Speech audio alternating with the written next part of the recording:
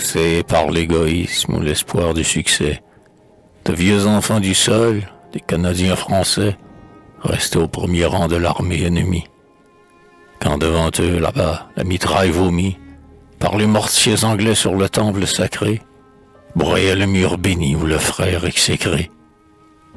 Les nôtres ripostaient hardiment. Leur défense était aux yeux des grands une damnable offense, et l'anathème osait les buriner au front. Les vieux troupiers rageaient, ils pressentaient l'affront d'un vain engagement, d'un échec ridicule. Et voilà qu'en effet leur bataillon recule. Coursiers, drapeaux, canons, soldats, tout est chaos, tout fuit devant le feu de nos jeunes héros. Quel espoir dans ton cœur, quel espoir et quel doute, ô chénier, à l'aspect de l'étrange déroute. Ton cri de triomphe, ton joyeux transport, tes compagnons tombés sourire dans la mort. Un rayon de soleil, comme un glaive dans l'ombre, de l'aurore au couchant traversa le ciel sombre, et tu crus, un moment, que le droit l'emportait. Mais Colborne, étonné, rappelait, exhortait, en brandissant le fer et l'outrage à la bouche, ces grenadiers en fuite. Et bientôt, plus farouche qu'un troupeau de bisons traqués par des chasseurs, le bataillon rompu des cruels agresseurs s'arrête, ça réforme. Il a fait volte-face. L'élan est formidable.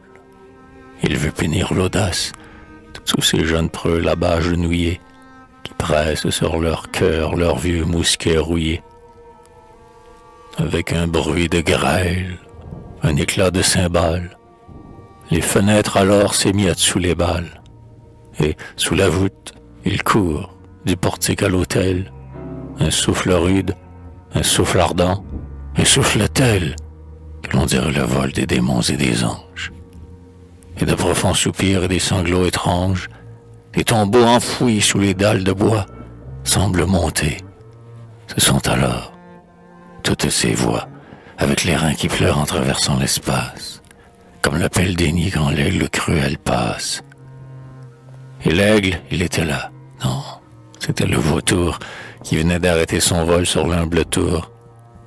Et le temple, ce nid du bon Dieu sur la terre, allait être meurtri sans pitié dans sa serre. C'était là ta revanche, ô vieil orgueil saxon, et le frisson de joie après l'âpre frisson. Et tes enfants tombaient, ô ma pauvre patrie.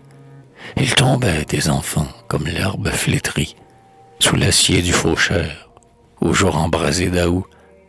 Ils n'étaient pas vaincus, ils mouraient, c'était tout.